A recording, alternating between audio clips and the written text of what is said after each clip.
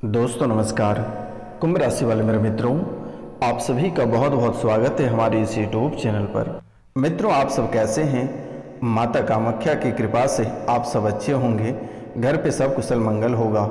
मित्रों, आप सभी का इस यूट्यूब चैनल पर बहुत बहुत स्वागत है, हृदय से अभिनंदन है। मित्रों, आज का यह ज्योतिष कार्यक्रम आपके लिए बहुत ही खास, बहुत विशेष और बहुत ही महत्वपूर्ण है। मित्रों, आपकी कुंडली में पितृदोष बना हुआ है, जिसके कारण से आपके जीवन में कई सारी परेशानियां चल रही है और आप बहुत समय से बहुत ही अधिक परेशान हैं। मित्रों, आज इस ज्योतिष कार्यक्रम के माध्यम से हम आपको उन सभी परेशानियों का समाधान बताएंगे और आपके जीवन काल में कौन कौन सी परेशानियां चल रही है उन सभी को अवगत कराएंगे। तो मित्रों, आज का यह कार्यक्रम आप पूरा अवश्य देखिएगा और समझिएगा। मित्रों, जो इस चैनल पर नए आए हैं या जो चैनल को सब्सक्राइब नहीं किए हैं, वह माता कामाख्या के नाम लेकर पूरे भक्ति भाव के साथ आप इस चैनल को अवश्य सब्सक्राइब कर लें। मित्रों, यह कोई साधारण बटन नहीं है, यह माता कामाख्या की चरण है। अगर आप इसे छूकर चैनल को सब्सक्राइब करते हैं तो माता कामाख्या की साक्षात दर्शन होगी और आपके जीवन की जो भी परेशानियां हैं वह माता रानी हरण कर लेगी। तो मित्रों, चलिए कार्यक्रम को शुरू करते हैं। इनसे पहले आज जिसका जन्मदिन या शादी का सालगिरह है, उनको माता कामाख्या की ओर से ढेर सारी शुभकामनाएं और उनके जीवन की सभी परेशानियों को माता कामाख्या अपने चरण में हर ले। तो मित्रों, आज का यह कार्यक्रम आप अवश्य पूरा सुनिएगा और अगर कोई भी भाई बहन, माता पिता अगर पुराने समय से भूत प्रेत, जादू टोना टोटका या अपने दुश्मनों से परेशान हैं तो आप दिए गए नंबर पे अपना नाम, गोत्र और स्थान अवश्य लिखकर मैसेज करें। मित्रों, आपके नाम, गोत्र और स्थान उच्चारण के साथ आपके नाम की हवन की जाएगी और आपके जीवन की सभी परेशानियों को समाप्त कर दी जाएगी। आपके जीवन काल में अगर कोई प्रेत बाधा आपको परेशान कर रही है, कोई दुश्मन परेशान कर रहा है या कोई बड़ी मुसीबत से आप गुजर रहे हैं तो अपना नाम, गोत्र और स्थान अवश्य मैसेज करें। मित्रों, चैनल को सब्सक्राइब किए बिना मत जाइएगा और चैनल को लाइक अवश्य करिएगा मित्रों, और कमेंट में पूरे भक्ति भाव के साथ माता कामाख्या के नाम अवश्य लिखिएगा।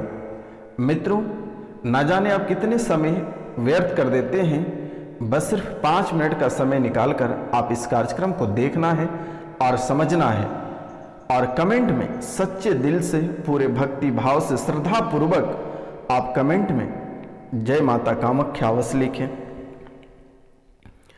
बिना लाइक किए कभी भी चैनल छोड़कर मत जाइएगा। मित्रों, आपके लिए यह एक शुभ अवसर है क्योंकि लगभग 10 से 11 साल से आप बहुत ही अधिक परेशानियों का सामना कर रहे हैं। न जाने कई सारे दरबार होकर आए हैं, लेकिन किसी भी प्रकार का राहत आपको नहीं मिला। आपको इसी कार्यक्रम राहत देगी। यह कार्यक्रम माता कामाख्या और काल भैरव के दरबार में सिद्धि के बाद ही आपके सामने प्रस्तुत की जाती है। यह एक शक्तिशाली कार्यक्रम है। अगर आप इस कार्यक्रम को घर पर चलाकर छोड़ देते हैं तो आपके जीवन से सभी नकारात्मक ऊर्जा बाहर चली जाएगी और जीवन में खुशियां लौट कर आएगी। जैसे कि मित्रों, आप बहुत सारे परिस्थितियों से गुजर रहे हैं, बहुत सारी दुर्घटना से आप गुजर रहे हैं, दिन प्रतिदिन अपने परिवार से एक एक वस्तु या एक सदस्य खो रहे हैं। तो मित्रों, आज उनका खास उपाय भी बताएंगे। आप कार्यक्रम के अंत तक बने रहिएगा। मित्रों, मनुष्य के कर्मों का फल मनुष्य को जीवन में तो मिलता ही है। मनुष्य के कर्मों का फल मनुष्य के जीवन में मिलता तो है, परंतु मनुष्य के मृत्यु के बाद भी उनके कर्मों का फल उन्हें प्राप्त होता है। मित्रों, जीवित रहते भी उन्हें अपने कर्मों का फल प्राप्त होता है, लेकिन मनुष्य सोचते हैं कि मर जाएंगे तो अच्छा होगा, लेकिन वहाँ भी आपको अपने कर्मों का फल भुगतना पड़ेगा। इसलिए कर्मों के ज्ञान को प्राप्त करना आपके लिए बहुत ही आवश्यक है, क्योंकि मेरे मित्रों, आपकी कुंडली से यह पता चला, जैसे ही आपकी कुंडली का विश्लेषण मेरे द्वारा किया गया, इससे यह स्पष्ट हुआ है कि आप जाने अनजाने में कई सारी गलतियां कर देते हैं, जिसके कारण से आपको पाप भुगतना पड़ता है और जीवन में परेशानी लहर बनकर दौड़ने लगता है।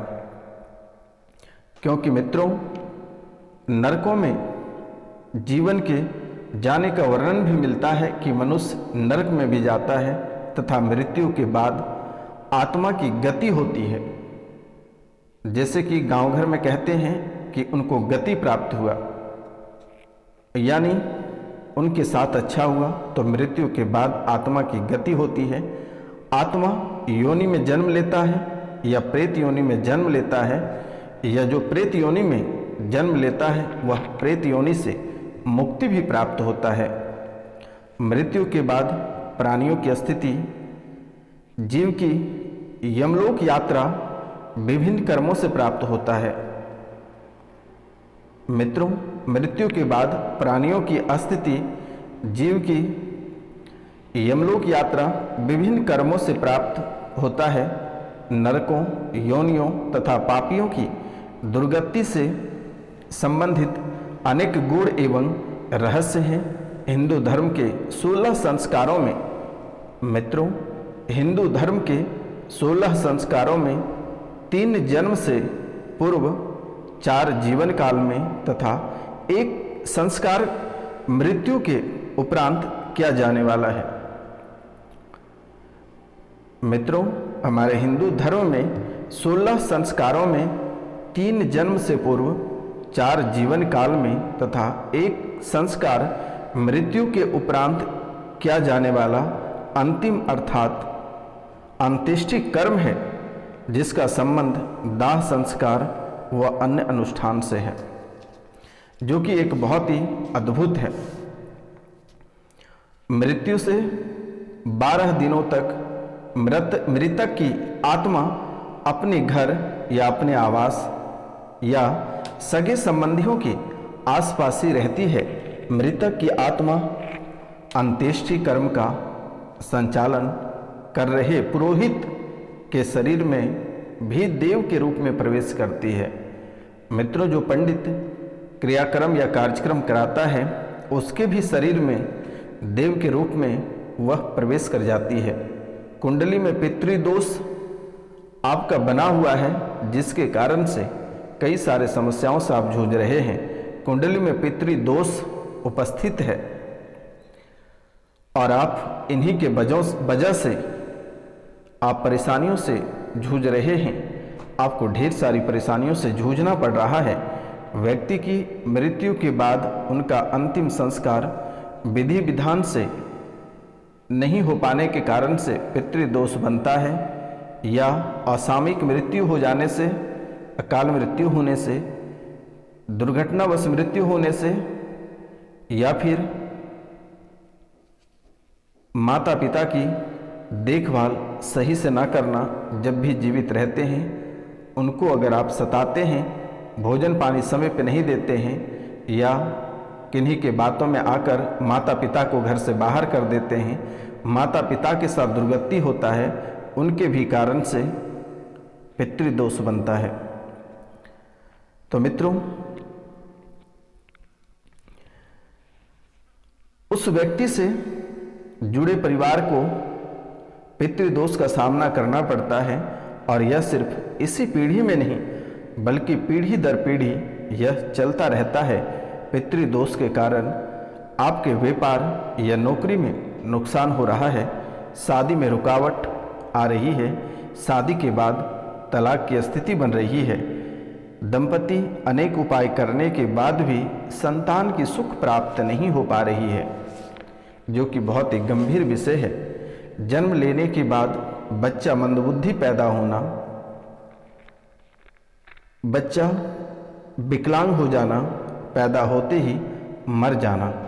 यानी अगर बच्चा जन्म लेता है तो वह मंदबुद्धि हो जाएगा या फिर विकलांग हो जाएगा या फिर पैदा होते ही मर जाता है। घर परिवार में हमेशा कलह और कलेश का सामना करना पड़ता है। छोटी छोटी बातों पर बहस हो जाना, बात बात पर चिढ़ जाना, दंगा फसाद हो जाना, घर में मौजूद सदस्य अचानक बीमार पड़ जाते हैं, दुर्घटनाओं का आपको सामना करना पड़ रहा है। लगातार कुछ दिनों से आपको अकाल मृत्यु का भय सता रहा है और साथ में आपको ऐसा महसूस होता है कि आपके साथ कोई बड़ी दुर्घटना हो सकती है। कभी चोट लग जाना, बेवजह का ब्लड निकल जाना। मित्रों, आप अपने पितरों का पिंडदान या तर्पण या श्राद्ध नहीं किए हैं या श्राद्ध किए हैं तो सही से नहीं किए हैं, जिसके कारण से आपकी कुंडली में पितृ दोष बना हुआ है और यह पूरे परिवार पे यह दोष बना हुआ है। या फिर आप सांप को मारे होंगे जिसके कारण से पितृदोष बना है। पीपल, नीम या बरगद का पेड़ आप काटे होंगे, इनकी वजह से भी कुंडली में पितृदोष बना हुआ है। इससे अगर छुटकारा पाना है तो आप पितृपक्ष के दौरान पितरों के लिए विधि विधान से तर्पण और श्राद्ध अवश्य करें। ब्राह्मणों को भोजन कराएं और दान दें। साथ ही साथ वर्ष की प्रत्येक एकादशी, चतुर्दशी, अमावस्या पर पितरों को जल तर्पण करें और त्रिपिंडी श्राद्ध करें। पितरों की आत्मा की शांति के लिए प्रतिदिन दोपहर के समय पीपल के वृक्ष की पूजा करें।